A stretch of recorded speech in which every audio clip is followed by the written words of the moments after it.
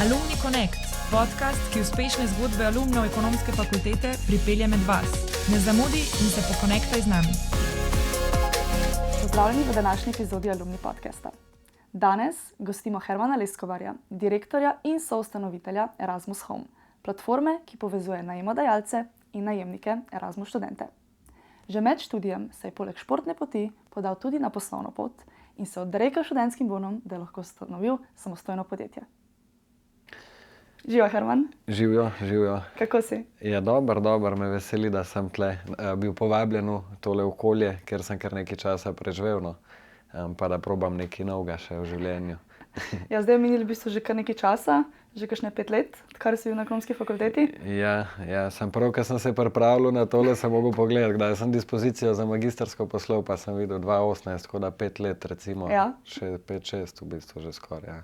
In kako gre trenutno tale dispozicija? Ja, stoji. Potrjena še Potrjena. takrat, ampak Ja. ni pa še izvedba zaključena. Ja, prije tako. Verjamem, da si imel veliko zanimivih izkušenj na ekonomski fakulteti, ampak dajva se vrniti malo na začetek. Kaj je bilo tisto, zakaj si se odločil na ekonomsko fakulteto? Ali si bil eden izmed tistih, ki je bolj ni vedel, kam iti, ali si imel ves čas v sebi nek podjetniški duh, ki si Ja. te bo pripeljal sem? V bistvu dobro, nek podjetniški duh je sigurno bil, ker smo že v gimnaziji imeli par takih projektov zanimivih, bolj samoiniciativnih, no. Malo da se igramo, tako kar da se bi kaj ustvarjali. Plus tega, matematika mi je šla dobro to in seveda tudi en delček tega, da si malo neodločen, no. Takrat sem kar par teh informativcev obiskal. Pa zaradi takih in drugačnih razlogov sem se odločil za ekonomijo, no, ne vem, pravo recimo, čisto preveč enega učenja, veliko manj nekega logičnega sklepanja in to, no, in potem sem se takole odločil za ekonomijo, pa... Dobra odločitev, ta prava? Pa ja, dobra, čeprav na začetku moram reči, so te neki izpiti, ki so bolj neki temelji pa osnove, pa to mi ni bilo toliko, no, pa vedno bolj proti koncu, ki je pa več prakse in tega, pa mislim, da pol vso to teorijo, ki se prej malo pomatra z njo, pa to pol znaš malo nekako zapakirati in pol vso to prakso veliko lažje rihtaš, no, sploh podiplomc pol je bilo tako lahko in zabavno, no, bi rekel, ja. Kaj bi bilo pa, bi rekel, se tista najboljša izkušnja? Kaj si te najbolj tisano iz ekonomske fakultete? Poleg žuriranja. Če čistko lahko rečem ekonomijada, no. Ker smo takrat rokomet, pa smo šli na to ekonomijado, smo bili tle prvaki, rekel univerzitetne lige, pa smo šli tja in pa smo še tam zmagovali in je bilo tako res itak žurke top, to je bilo tako, ampak to je recimo, da rečemo, obšolska dejavnost, ne. Tukaj pa ne vem, kaj bi rekel, to mi je bilo predvsem, no, da te kakšni profesorji pa to, ki te pripravijo do tega, da moraš svojo glavo razmišljati, da kakšno idejo, da jo izpopolniš, da malo vidiš, kako to pije, no, to se mi zdi eno zelo pomembno znanje tudi za življenje, tako da to so me najlepše spomine v zvezi takole, no. Ja. A je kakšen profesor se ti je posebej tisnil v spomin? Ja, ajde, tam na dodiplomcu, tale gospod Hočevar, Marko, on mi je bil dober, no, imam eno tako anekdoto recimo iz enega izpita, ki je bilo je z nekaj zaračunati, ne, pa pride rezultat ven, da delamo minus, ne vem, ne. Ponavadi pri drugih profesorjih se je vedno delali neke milijonske dobičke, pa ne vem kaj, tam je bil pa minus, ne, in pol tako se ga je vprašala, tole je prav ali kje sem ga polomil, pa prav, ja, nič polomil, ne, saj v življenju tudi ni skozi plus, a ne, tako da mi je bil dober, ker ima malo drugačen pristop. Pa na podiplomcu bi pa tegale gospoda Čaterja pohvalil zelo, no, mislim, je ta program, jaz sem bil športni menedžment, pa vem, da je bil tudi malo začetnih še povojih, pa je bilo ogromno pol nekih ljudi z izkušnjami, ki so nam prišli prevajati o različnih predmetih in smo imeli ogromno te prakse in tega in se mi zdi, da je zelo dobro tole zgodbo spelo, no. Upam, da še laufa ta program, nisem čisto ziher, no. Kako bi pa rekel, da je ekonomska fakulteta prispevala k tvoji podjetniški poti? Ja, okej.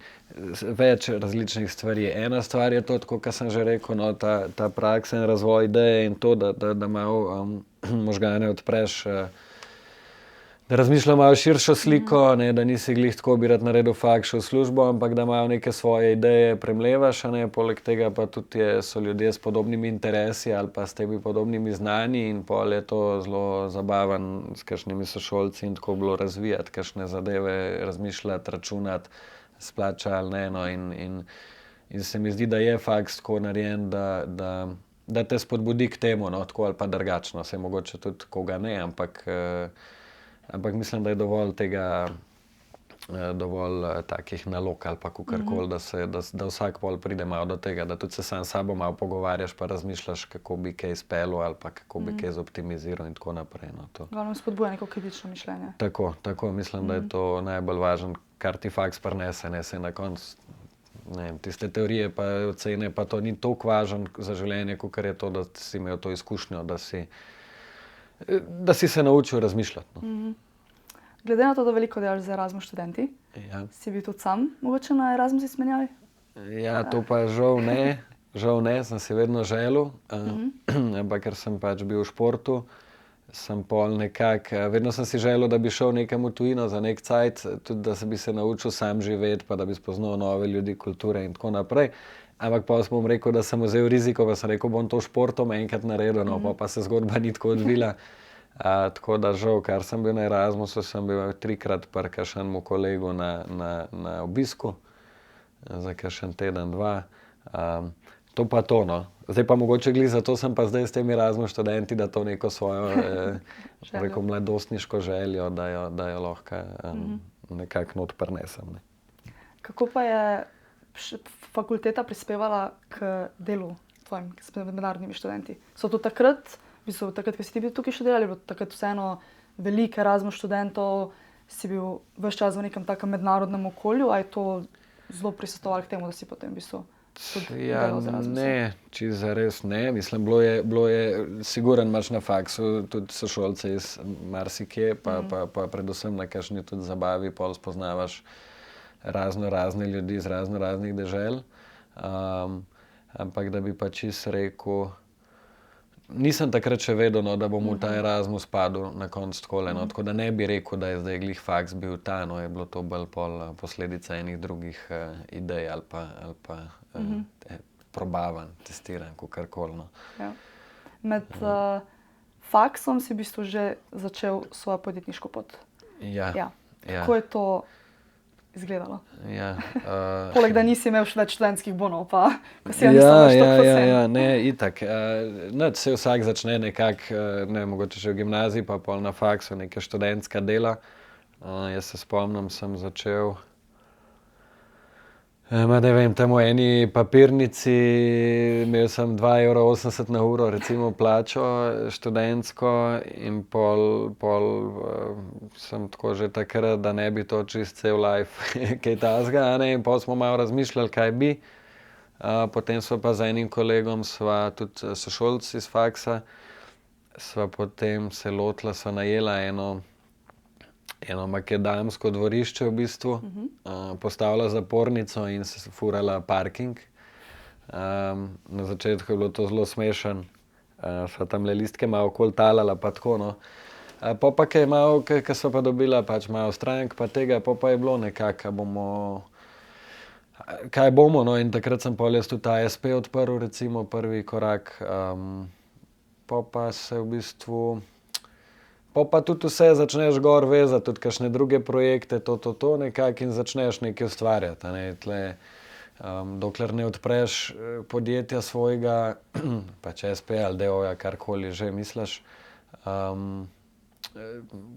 si mogoče v neki tam vatki, a ne. Tiste pa pol priprav do tega, saj na začetku imaš neke olajšave, ampak s temi prispevki te pol porine v to, da moraš vedno več delati ali pa vedno več na koncu zaslužiti, razmišljati o tem, kam bi se lahko razširil, kako bi optimiziral stvari.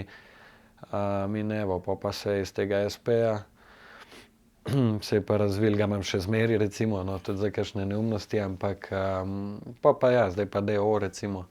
Ampak sem pa to naredil, ja, že med faksom sem takrat tudi bone izgubil na koncu.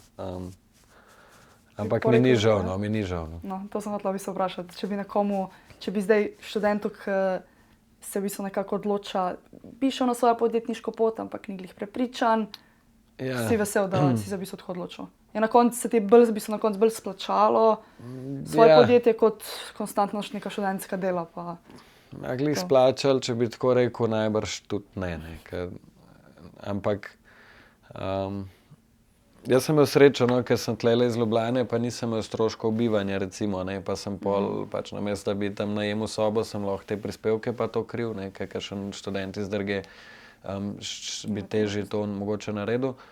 Ampak ja, bi pa vsakmu svetoval čim prej. Jaz tudi, če bi zdaj še enkrat, bi mogoče še kakšen let prej začel, ker se ti pol odpirajo stvari, poznanstva, svojo glavo moraš bolj angažirati k temu, da nisi v tej neki coni udobja, recimo, tako da ja, se dostikrat zdaj s kolegi pogovarjamo tako, kaj bi še prej, bi probal še prej na to svojo pot, ker vem, da kako je, sploh če nimaš nekega kapitala zadaj, vse, kar ustvarjaš, traja, in pač vsako leto na koncu šteje, in če bi neke stvari začel delati, 5-6, sploh mogoče zdaj ojam, če bi že to prej začel delati, bi bilo zdaj to veliko boljše, kakor je zdaj, tako pa bo pač malo kasneje, recimo na tem nivoju, kar bi si želel, ampak ja, sigurno na svet, ne se bati odpreti, če vidiš, da ne gre, lahko zapreš, ni. Mogoče si kdo dela, da je to prevelik, da je to nek zalogaj, da se tega ustraši ali pa nekaj, ampak del je dost, če imaš kakšno dobro idejo, da se marsikaj, tako da jaz bi sam rekel, da dejte, čim prej lotite se nekaj treba, Po faksu te je pol v bistvu zanesel bolj v nepremičnine. A si že med faksom nekako vsaj razmišljal o tem, neko oddajanje, najemanje? Ali je to v bistvu pol čisto prišlo nekako uspod? Ja, uspod, ja. Ne, malo je bilo zato, ker imamo mi doma se že dolga leta se oddaja par stvari, vem pol, koliko to prinese zadaj, tudi nekih vzdrževanj, težav takih in drugačnih in to, tako da bil sem že v nekih debatah okoli nepremičnin že od majhnega, nisem pa vedel, da bom pa okoli tega pa delal zares kaj, sploh ne na svojem. Ampak ne, tle se je pol pojavila neka priložnost in pol sva s kolegom, ki sva odprla ta d. o. Sva takrat prijela, pa sva najprej malo neke turiste, pa tako, pa malo prenove, pa počasi na te Erasmus študente, ker če gledaš povpraševanje, ponudbo, povpraševanja po teh Erasmus stanovanjih je ogromno, ponudbe pa ni, Saj vemo, že za slovenske študente je težko najti, in študentski domi so relativno polni in tako sobe, to je, ne vem, strošek ali pa kakorkoli.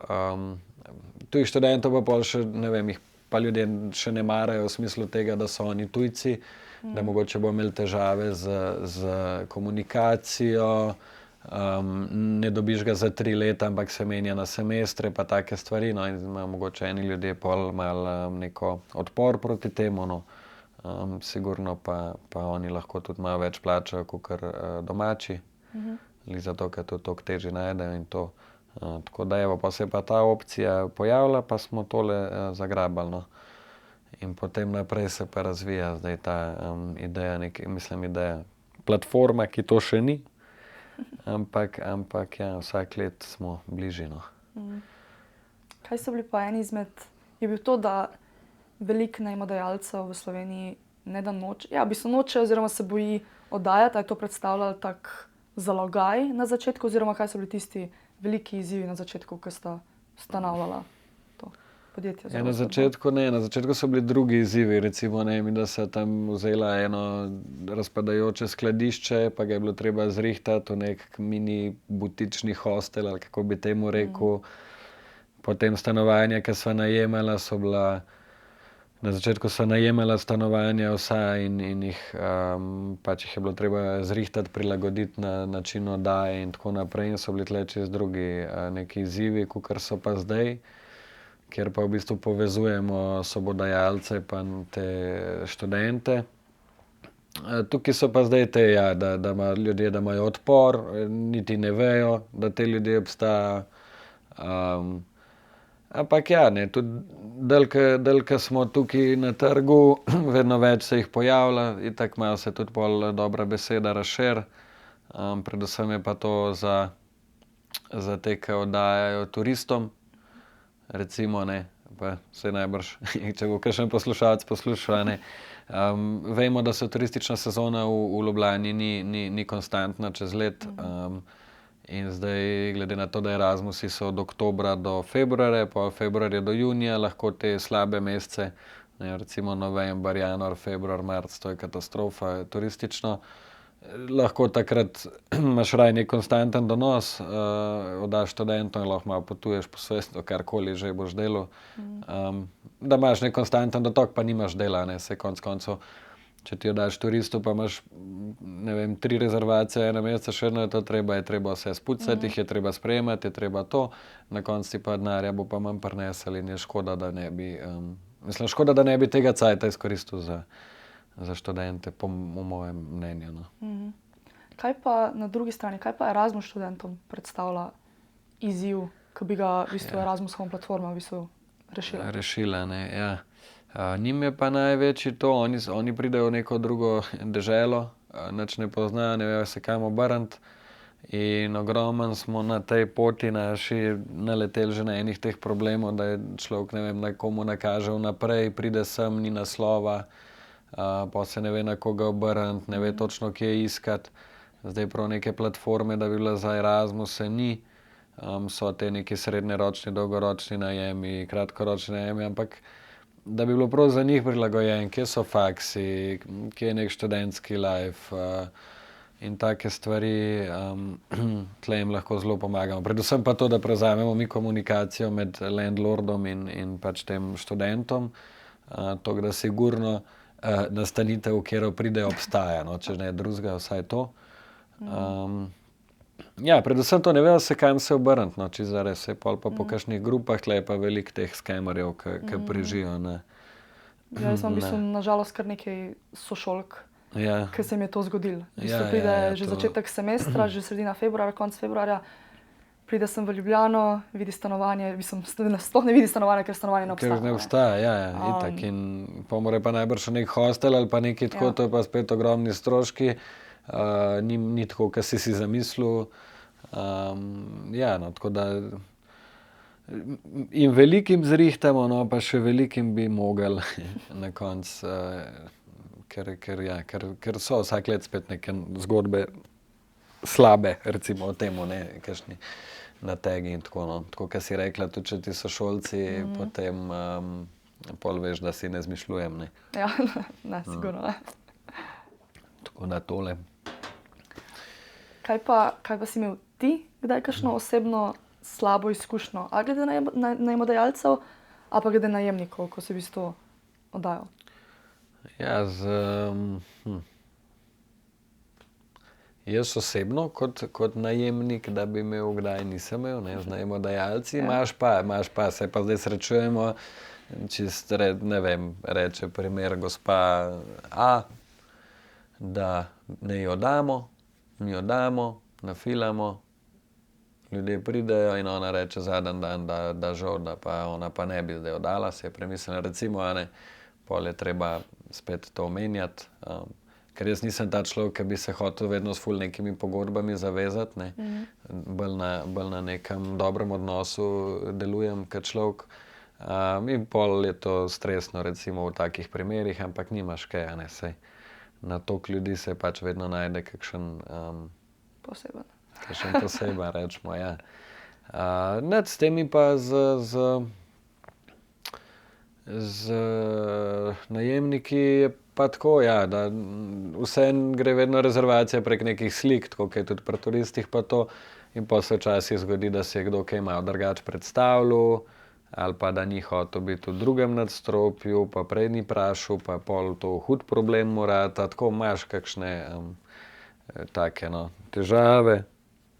Zdaj to, kar mogoče bi ljudje najraje slišali, kakšnih neplačnikov, to ni, zato ker v bistvu vedno so te ljudje na Erasmus nekih štipendijah in tudi v primeru, da ne bi plačal, če se obrneš potem na pristojni organ s kakšno grožnjo po teh štipendijah, jim lahko tudi to vzamejo ali pa ne, če se zve, da kaj ni bilo prav. Tako da ja, predvsem je tako, no, da je kaj, ali pa da kaj uničijo, no, imajo kakšno zabavo, pa kaj gre, ampak nič tazga, ne, se zgodi, ne, sej. To so vse nekakšne rizike, ki se mi zdi tudi ki pridejo z tem, da pač imaš najemnike, študente, Tako, ne, to tudi slovenski študenti. če si lastnik stanovanja, nekaj računaš in z uporabo se bo nekaj, ne, sej meni tudi lahko hčerka šipo razbije, pa pač, da ja bom rekel, da ne imeti otrok, ker lahko razbijajo šipo, ne bom, ne. Tako da, ja, pač so pa tle sigurno pol neki stroški vzdrževanja, ampak to pa imaš ti turiste, študente, dolgoročne najemnike, to je pa spet odvisno od posameznika, kako kdo dela s kakšno strani. Ampak da bi pa rekel, da so to neke hude izkušnje ali pa kaj, pa moram reči, da ne, da imamo dobre izkušnje s temi Erasmusovci, no, res. Boljš kot s turisti mogoče celo, no. Ja, turisti vseeno, veliko ljudi. Ja, veliko se menjajo, vsak drugače, že če čisto ne, vsak drugače vrata zapre, odpre in se pol malo zjahajo, ključava, recimo, ne, sej. Večja je uporaba, večji je pač riziko za te manjše popravila, ne. Kakor si že omenil, ni veliko platform, ki bi bile specifično za oddajanje in najemanje za Erasmus študente. Ampak so pa vseeno platforme, ki so nekako vmes, kakor so naprimer Housing Anywhere, pa Spota Home. Kako se Erasmus Home razlikuje? Ja, predvsem tako, da je to res za Erasmus študente namenjen. Zdaj tako ni še platforma, ne, zaenkrat je stran in vsa ta komunikacija poteka pač ročno med lastniki pa najemniki. Ampak neka ta vizija je to, da so podatki, ne vem, piše študent, grem na biotehniško fakulteto, mi mu najdemo pol nekje tam, da bo blizu faksa, zdaj če kakšni ima, ne vem, na različnih lokacijah, najdeš pol, da je na čim bolj njemu primerni lokaciji, da so dobre, tako je vse je njim prilagojeno v smislu tega, da jim pomagamo za njihovo študentsko izkušnjo najboljšo, ne, ker ostale platforme so namenjene tudi raznim, ne vem, delavcem, ljudem, ki potujejo tako ali pa ki menjajo prebivališče, to in jih različne stvari, imajo različne preference, kje bi tako živeli, no, to bi bilo pa prav, je pa prav samo za Erasmus namenjen. In se pa lahko tudi na nas obrnejo, kje se žura, kje se to tako, no, da bi bil to en tak center Erasmusa na spletu, no, kako bi temu rekel, no, ker so vse informacije na voljo samo za Erasmus, ne za nič drugega, ne v zvezi. Kako se pa potem primerja, ker vem, da na različnih platformah ponavadi, ko pride do rezervacije, ponavadi je nek fee, je neka provizija, plača ponavadi in študent in najemnik. Je to ponavadi isto pri Erasmus Home ali se tukaj kaj Ja, tukaj se na strani študenta se pobere 50 evrov za rezervacijo. To je kar nizko v primerjavi z ostalimi. Ja, nizko, ampak glih toliko, saj vemo, da študenti nimajo prav veliko, ne. Pa zato, da je nižje, vseeno te pa malo zaveže, no, da glih ne boš skenslil. Na drugi strani je pa 10% od celotnega najema, ampak ne več kot 200 evrov, kar pomeni, da recimo, če nekdo najame, kaj se vem, bodo kar tako najlažje, no, stanovanje za 1000 evrov za 5 mesecev, je to 5000 evrov, 10% bilo 500 evrov, je po resnici 200 evrov. To se pri prvi najemnini se ta fee poravna in potem vse ostalo gre lastniku. Tako, ja. Hitro, učinkovito. Hitro, učinkovito. Brez skritih stroškov. Ja, brez skritih stroškov, ja. Ja, tudi tako, no, to lahko tudi rečem, da večinoma ne pobiramo nekih varščin in to, sicer se lahko posameznik odloči, da bi to rad pobiral, ampak tudi cene so vse z stroški vključujoče, ker je spet tako, ogromno je tudi tega, pride študent, vidi recimo soba, ne vem, privat soba 280 evrov, pa dobi tam še stroške, ne vem, 100 evrov recimo za plačati ali pa nekaj, no, in se pa varščino, da mora plačati, pa 2, da mora vnaprej dati, pa tako in ni fair, no, zato ker predvidevamo, da nek tujec, ki pride sem, ne pozna razmerij, recimo, ne, in ga hitro pa lahko kdo malo nategne, a ne. Ja. Tako da imamo mi to nekako, da je v bistvu v tej ceni, ki on plača, v bistvu vse noter, zdaj pa mora pol lastnik postaviti to ceno, tako da tudi stroške recimo všteje ali pa da ve, da ni teh varčin, da se to vse pol sproti dogovarja za škodo in to. No. Lahko pa vsak svojo pogodbo v bistvu podpiše, pa noter lahko piše, kar hoče, če bi hotel, ampak mi kot platforma svetujemo tem landlordom, da tega ni, a ne. Da so čim bolj pošteni, ker tako tudi najlažje oddamo za njih, a ne. Kako pa v bistvu vidiš razvoj najemniškega trga v Ljubljani? V smislu, kako vplivajo Erasmus študenti na to? A jih je vsako leto veliko več, pa bi v bistvu nekako najemodajalci dobili neko iniciativo, da mogoče bi pa lahko rajše dali Erasmus študentov. Ja, zdajle, da bi prav vedel statistično, ker je pol tale korona malo zamajala vse skupaj.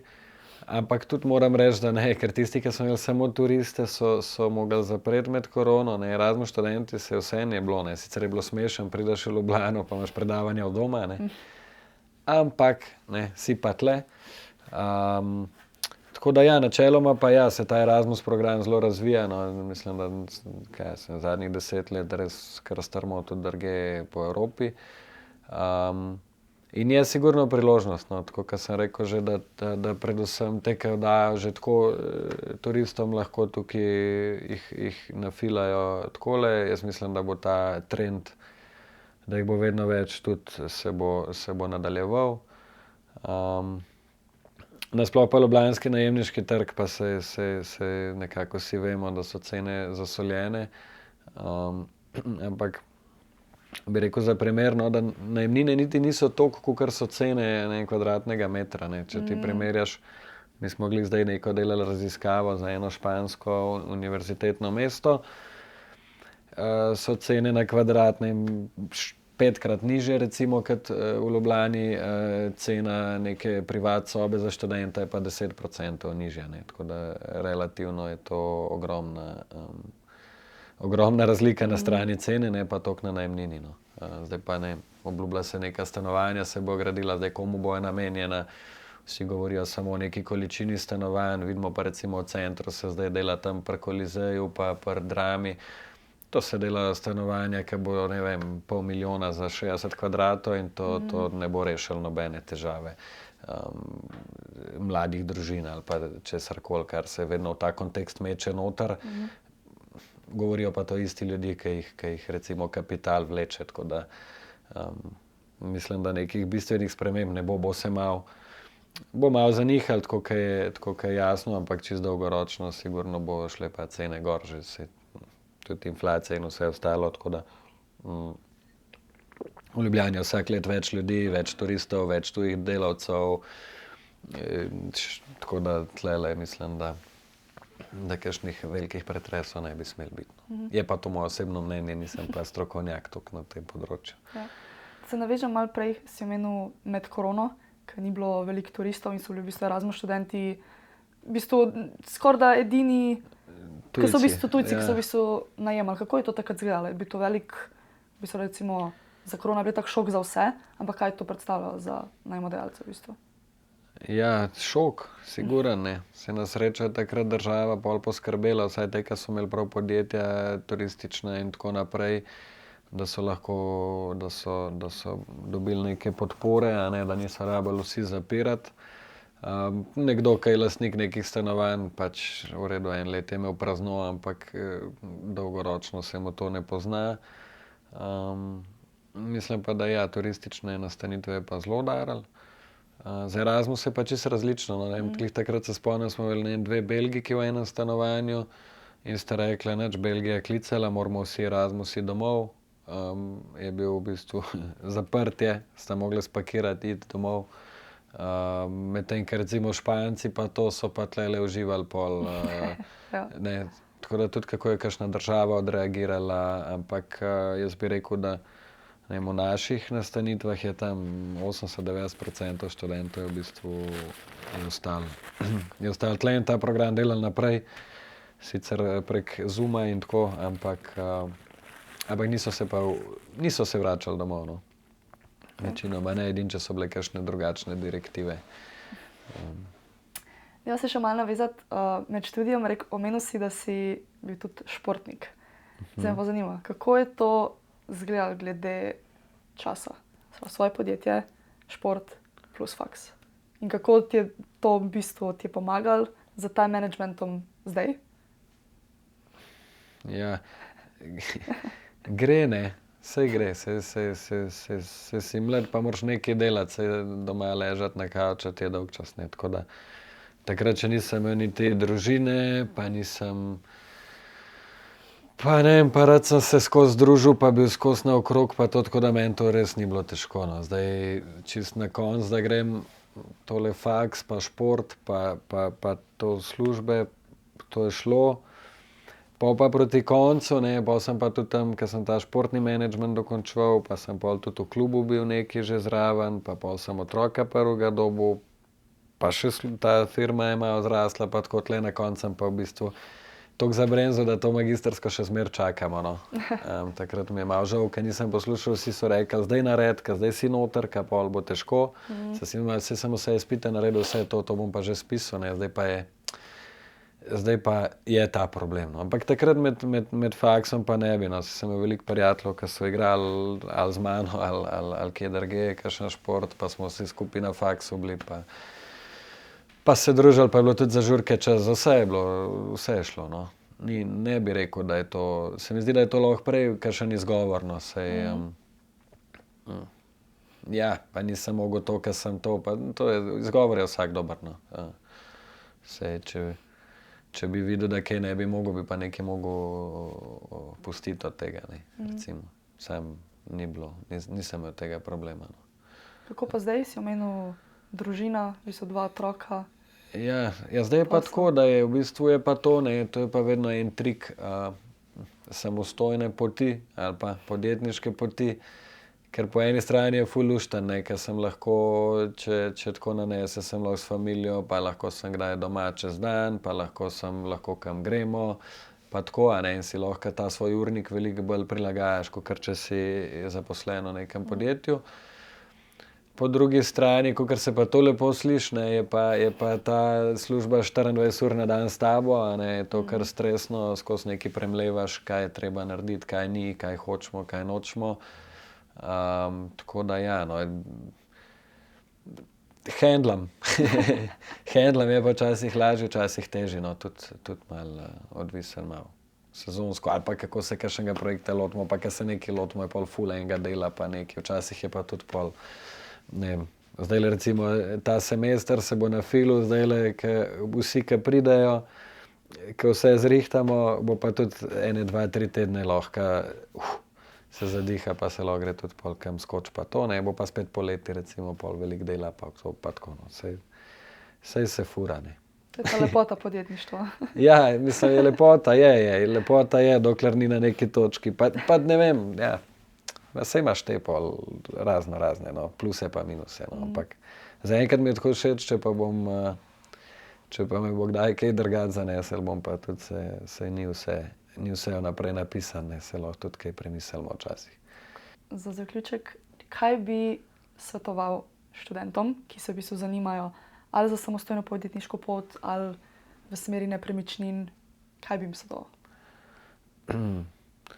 Bom bolj za to podjetniško pot, no, zato ker itak se mi zdi, da podjetništvo ni zdaj point, točno kaj delaš, bolj je point, da neko idejo spilaš, jo spelaš in so lahko to, ne, se vemo, najboljši podjetniki imajo firm lahko različnih vseh tega, ne, ker je nek know-how za tem, kako speljati zadevo, je najbolj bistveno. Jaz bi, tako kot sem že v štartu rekel, bi predlagal, da taka ima neko idejo, da naj se naj proba. Imam tle eno lepo zgodbo, zdajle zadnje čase imam enega prijatelja, ki je za nek masažni salon, ne, da bi z njegovo odprla. pa pol si vse računaš, pa bo, pa ne bo, pa to, pa je v bistvu odprla, pa je pol prišla opcija, da se masira neke igralce kart, recimo, ali pa nekaj, ne, ker to noben podjetniški plan ne bo tega prenesel, da bi ti kar nekaj noter napisal. Ampak pa ti odpreš zadevo, spoznaš nekaj ljudi, to, ena konekcija do druge, se ti odprejo una vrata in prej, ko začneš, ne vem, prej boš skonto ali kakorkoli. Vsak let šteje, čisto vsak podjetnik pa nima vse ratal. Tako da ja, je včasih težko, ampak ja, no, predvsem to. No. Čim prej pa na faksu pa poslušati, povezovati znanja, ne se mogoče sekirati včasih, ker ti kakšen predmet ali ne gre, ali ti ne paše to. Celoten ta proces je in siguran ti. Škoda je, da bi se zaradi enega slabega semestra ali pa nekaj, da pustiš faks, pa da nekaj, ja, pa moram to, pa to je, treba je stisniti, pa pol na koncu, pa vsa ta znanja daš v neko svojo vrečo, pa lahko zelo veliko tudi svojo glavo pol to povežeš, pa kaj spelaš, no, tako da bodite pridni, ne. Bomo. Bodite pridni, pa ne se bati preveč, no, ker ni nič groznega. Ja. Najlepša hvala ti, Herman. Ja, hvala da si za vabilo. nam čas prišel malo nazaj na ekonomsko fakulteto. Ja, saj lušta, se ni nekaj spremenil takole na zunanja fasada. No. Ja. Ja, hvala. Hvala ti.